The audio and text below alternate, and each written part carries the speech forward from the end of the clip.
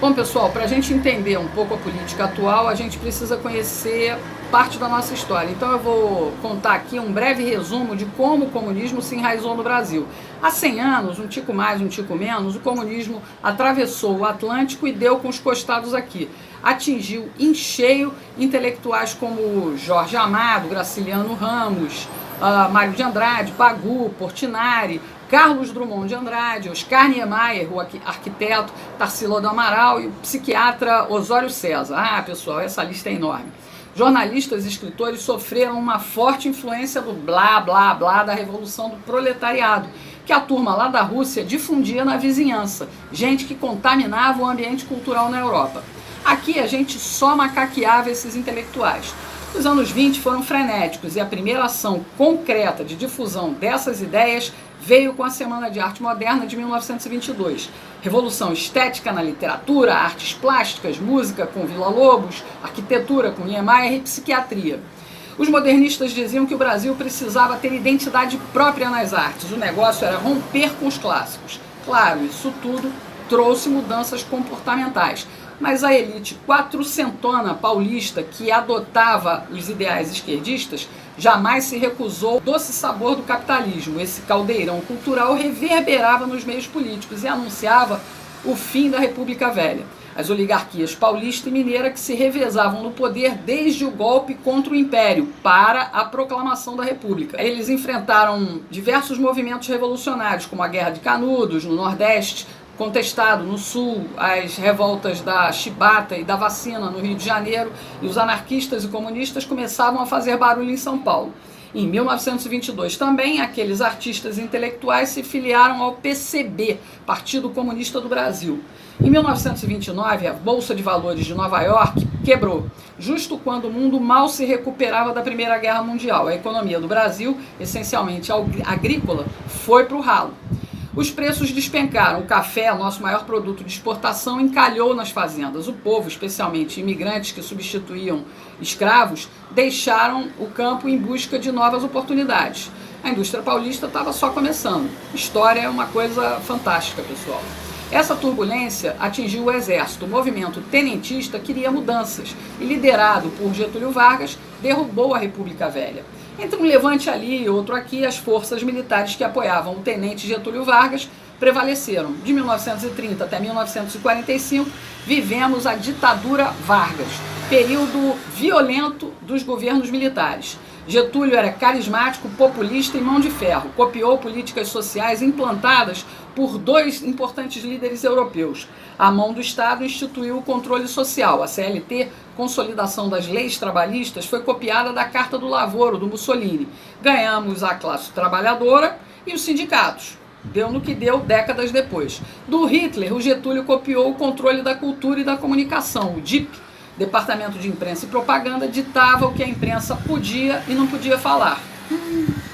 A Rádio Nacional unificava a linguagem e Getúlio passou a ser conhecido em todo o país. Culto à personalidade. Quando o maluco alemão resolveu dominar o mundo, Vargas quase embarcou no eixo. Só não foi porque Roosevelt, presidente americano, foi muito convincente. E os comunas, Regina? Bom, eles acusavam Vargas de controlar a classe operária, tirando deles a influência sobre o proletariado. Mesmo na clandestinidade, se mantinham vivos e ativos, principalmente na cultura. Os resultados disso nos afetam até hoje. Veio a Segunda Guerra Mundial. Os americanos lutaram duas guerras simultâneas. Uma no Atlântico, contra as forças alemãs. Outra no Pacífico, contra os japoneses. Quando a guerra acabou, em 1945, aqui no Brasil, o pessoal já estava aqui com o ditador Vargas. Nem adiantou o Getúlio anistiar presos políticos e permitir a reorganização partidária, tirando o PCB da clandestinidade. Os tenentes, que a essa altura já eram alta patente, deram um pé no traseiro do caudilho. Getúlio saiu, mas voltou eleito em 1950, um governo que durou pouco. Quanto mais Getúlio ampliava a mão do Estado na economia, mais a economia desandava. A insatisfação entre políticos e forças armadas só aumentava a tensão. O atentado ao jornalista e ex-comunista Carlos Lacerda precipitou o fim do segundo governo Vargas. Getúlio saiu da vida para entrar na história com um tiro no próprio peito. E os comunistas, Regina? Sempre ali, na figura de herdeiros políticos de Vargas. João Goulart, Leonel Brizola, Tancredo Neves. Esses eram os civis. Entre os militares, alguns tenentistas. Médici, Geisel, Leônidas Fernandes Cardoso, pai do FHC. Viu aí? Bom, em 1955, o Brasil elegeu o megalomaníaco Juscelino Kubitschek, que prometeu avançar 50 anos em 5, construindo Brasília, a capital dos sonhos de qualquer governo comunista, bem longe do povo. Projeto dos arquitetos Lúcio Costa e Oscar Niemeyer, comunista.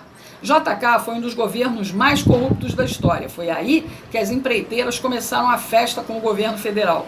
Brasília ficou pronta e deixou uma cratera nas contas públicas. Então, os eleitores caíram no conto do aloprado Jânio Quadros. O cara fez campanha como conservador e anticomunista. E quando assumiu, medalhou logo o assassino Che Guevara e estreitou relações com a União Soviética. Sem apoio no Congresso e sem povo em Brasília, Jânio renunciou. E os comunistas, Regina? Bom, eles são como coronavírus. Se a gente não ficar atento, se contamina. João Goulart entrou para a política pelas mãos de Getúlio Vargas, de quem foi ministro do Trabalho no segundo governo. Jango assumiu a presidência querendo mais Estado na economia. Queria até desapropriar empresas estrangeiras. Apostou no apoio de sargentos, cabos e soldados para dar um golpe de Estado à esquerda, como fez o Chaves. Quer saber o nome de um deputado federal da Frente Parlamentar Nacionalista que apoiava tudo isso? Quer saber? João Agripino Doria Neto. Papai Doria era comunista. Então, apesar de preocupados, os oficiais generais só acompanhavam a parada de longe, até a classe média ir para as ruas e impedir que a gente virasse Cuba. Havia insubordinação nas Forças Armadas e o Marechal Castelo Branco ficou #chateado. Os católicos conservadores e anticomunistas, pessoal, antigamente não tinha essa história de Frei Beto, teologia da libertação, comunidade eclesial de base, tinha não. A Marcha da Família com Deus pela Liberdade acendeu o pavio que mandou o Jango para o espaço. Um general lá de Minas até saiu com as tropas disposto a pegar o Jango no tapa. Dizem que o Jango era meio cagão, sabe? Então, por isso ele disse logo, eu vou pular fora para que eu não cause a morte de ninguém. Brizola ficou pé da vida. O cargo de presidente ficou vago por poucos dias. Os deputados acabaram elegendo o Marechal Castelo Branco para presidente. Lembra que o Bolsonaro contou essa história na campanha? Pois é, o Castelo começou a pôr ordem na casa. Imaginava ele que, contornando a crise política, podia restabelecer e consolidar a democracia. Castelo fez um grande favor ao país quando determinou que só podiam existir 2 partidos, Arena, Aliança Renovadora Nacional, e MDB, Movimento Democrático Brasileiro. Não tinha fundo partidário, não tinha fundo eleitoral, tá legal, pessoal? Castelo Branco fez reformas econômicas e tributárias, mas os comunistas estavam revoltados e explodiram uma bomba no aeroporto dos Guararapes, em Recife. Eles queriam matar o general Costa e Silva, que Castelo escolheu como sucessor. Castelo era antifascista e, antes de entregar a presidência, fez a Constituição de 1967 e foi bonzinho. Não colocou lá qualquer ato institucional nem dispositivo autoritário. Costa e Silva, ao contrário, tinha um viés mais autoritário e endureceu o governo. Fez isso porque os comunistas estavam tocando terror no Brasil. Queriam derrubar o governo na amarra para transformar isso aqui numa ditadura do proletariado. Os caras eram violentos. Tiro, porrada e bomba, além de sequestros e assaltos. Ainda matavam os próprios companheiros quando desconfiavam de traição. Isso encheu o saco do Costa e Silva, que acabou decretando o AI-5. Ele fechou o Congresso Nacional, cassou mandatos, inclusive o pai do Dória, e reprimiu legal os comunistas. Costa e Silva teve um AVC e não terminou o mandato. Uma junta militar indicou o general Médici para o cargo. Apesar de ter sido o período de maior repressão aos terroristas, com prisão e enfrentamento tático de guerrilha, que matou um monte de comunistas, Médici reabriu o Congresso e não cassou ninguém. Dá para desconfiar, não dá não? No início da década de 70, o mundo fervia na área cultural. A partir das ruas de Paris, tomadas pelos estudantes em maio de 1968, houve uma revolução social global, uma inversão de valores morais, ruptura política entre conservadores e liberais e econômica entre comunismo e capitalismo. Cortina de ferro dividindo o mundo. O Brasil tinha censura, mas não impedia festivais de música, não impedia a criatividade. Chico, Caetano, Gil e muitos outros ganharam fama e muito dinheiro nessa época. E as universidades já estavam a todo vapor mesmo, pessoal. A maconha já rolava nos campos. Uma abelha me contou que foi uma ideia, uma tática do general Golbery Couto e Silva. Ele achava que deixando os universitários fumando maconha ia afastar eles do terrorismo. E a gente viu no que deu. A droga saiu dos meios acadêmicos e foi disseminada entre as famílias mais pobres nas favelas. A origem da criminalidade forte está aí, ó.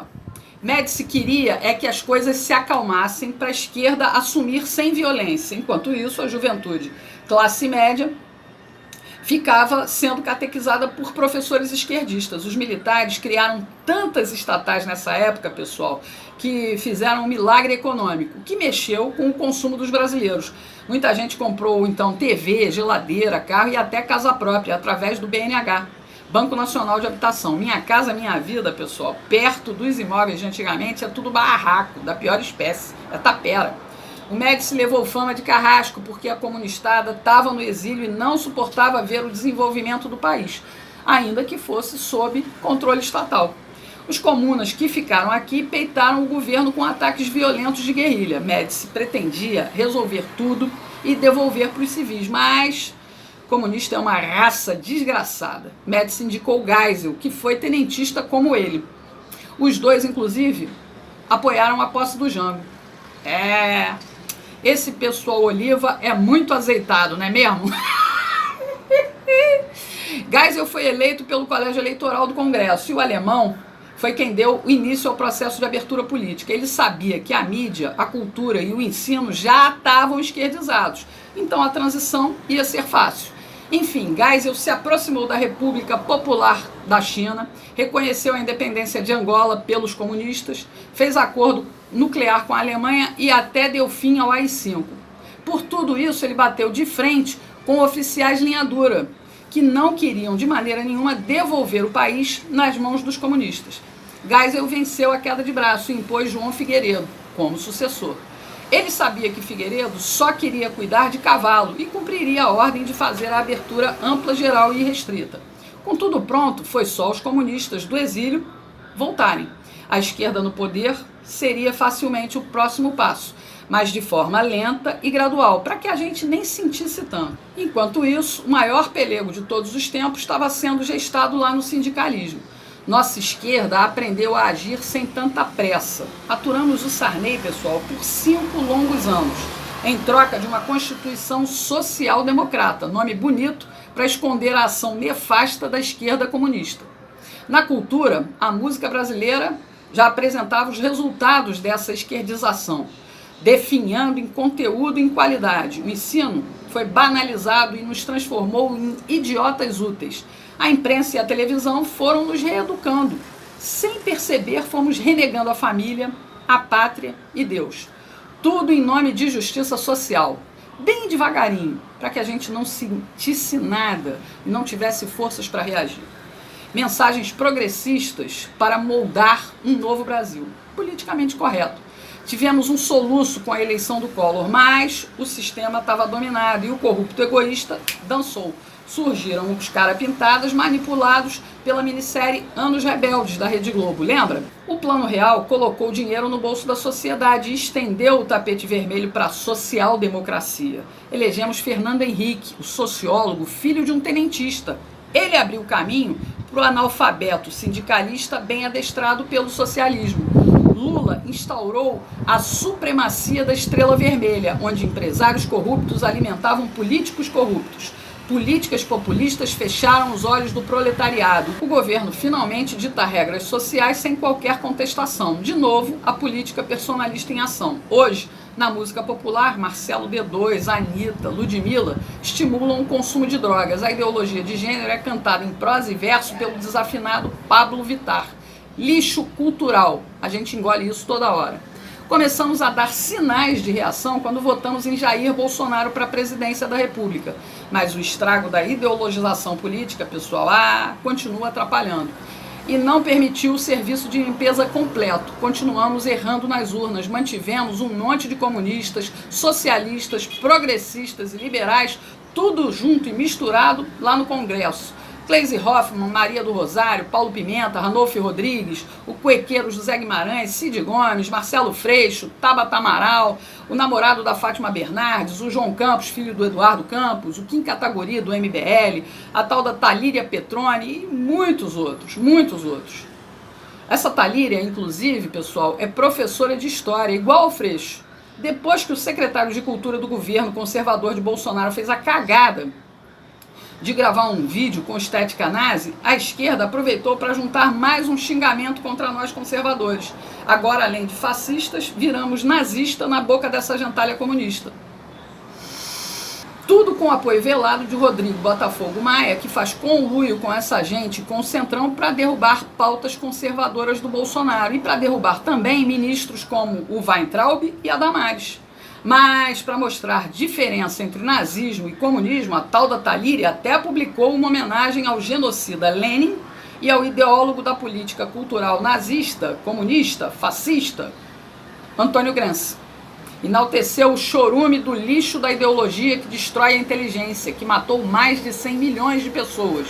Marcelo D2 ainda disse que a gente tinha que ter gravado na testa com faca a palavra nazista. Entendendo tudo isso, você vai finalmente compreender que a nossa liberdade começou a voltar para as nossas mãos a partir da internet. Abrimos a porta de fuga da ditadura da mídia jornalística e cultural. Ganhamos voz e ecoamos nossos pensamentos e valores cristãos, conservadores, aqui, pela internet. Entendeu por que o sistema odeia tanto tudo isso? Bolsonaro entrou para desviar a rota que nos levava para o comunismo, mas os comunas de capitalismo não se dão por satisfeitos, não dão trégua. Veja o caso do governador de São Paulo, João Dória. Ele é empresário de lobby. Isso mesmo, lobby. Esperto como ele só, criou o LIDE, Grupo de Líderes Empresariais. Ele viveu sempre, a vida toda, de promover encontros entre industriais, empreiteiros e banqueiros com o poder público, os políticos. Entendeu a jogada? A empresa recebe altas comissões por isso. Depois do mensalão e principalmente depois do escândalo do Petrolão, as coisas ficaram mais vigiadas e mais discretas. Aí o que fez o João Dória? Decidiu ele mesmo entrar no poder público. Primeiro, com seu jeito engomadinho, milionário ostentação, engambelou os paulistas, que acreditaram que ele seria o prefeito ideal para governar São Paulo. Mas a ambição do Dória, a gente sabe, é bem maior. Em 15 meses, ele deixou São Paulo para trás, nas mãos do progressista Bruno Covas, e partiu com tudo para a candidatura a presidente. Mas o PSDB de Geraldo Alckmin disse não, e ele, a contragosto, acabou brigando pelo governo do estado de São Paulo. Dória mostrou logo na entrada todo o seu viés esquerdista totalitário e patrimonialista, que não vê diferença entre o que é público e o que é privado. Olha o que ele fez no Palácio do Governo. Pegou uma decoradora e mudou toda a estética clássica do Palácio Bandeirantes. As mudanças físicas custaram mais de R$1,5 milhão para deixar tudo bem parecido com palácios de estilo autoritário, como a estética nazista, fascista, comunista. Basta comparar essas fotos disponíveis na internet. Mas Dória e Alckmin, Alckmin e Dória são iguais, representam o mesmo tipo de política nefasta, só que Dória vai numa velocidade destrutiva muito mais rápida. Tudo pela fixação, pelo poder da presidência da República, é lá que ele quer estar. Tanto que loteou o governo de São Paulo para fazer uma grande base e vai continuar costurando alianças, seja com quem for, com Botafogo Maia, com Amoedo ou Luciano Huck. Dória não tem limites, pessoal. Rodrigo Maia também não, viu, pessoal? Ele flerta até com Ciro Gomes, tudo porque ele quer chegar na vice-presidência. Eles só querem uma coisa: poder. E isso bota a mão deles no cofre do governo federal. Qualquer um desses aí só tem um interesse: voltar ao tempo do mensalão, quando deputados e senadores fingiam independência política do PT, mas negociavam seus votos por cargos e dinheiro. Eles querem tudo como antes da Operação Lava Jato. Os acordos estão sendo fechados. E para alcançar os seus objetivos, Dória se elegeu enganando novamente o eleitorado paulista. Discursinho anticomunista e conservador, apoiado no Bolsonaro. Como o povo não perdoa traidores, ele vem, perdendo popularidade. E agora está usando mais dinheiro público para tentar ocupar o Palácio do Planalto. Pegou 20 milhões de reais para modernizar as rádios de São Paulo. Isso mesmo, dinheiro do povo. Deu para as empresas privadas, como a Jovem Pan. E qual é a moeda de troca? Elogios para o Dória e porrada todo dia em Bolsonaro. Tá ok, Chilique? Não acabou não, pessoal. Ele sabe que a nossa independência da mídia tradicional continua acentuada na internet. E olha o que ele fez agora. Olha o que ele fez. Olha o que ele fez. Pegou mais 15 milhões do dinheiro público para contratar uma empresa de vigilância da internet. Dória quer saber o que falam dele 24 horas por dia, 7 dias por semana, e quer fichar os seus detratores, saber quem age contra o seu projeto de poder rumo a Brasília. Quer tirar a gente do caminho dele. E aí eu te pergunto, nós vamos deixar?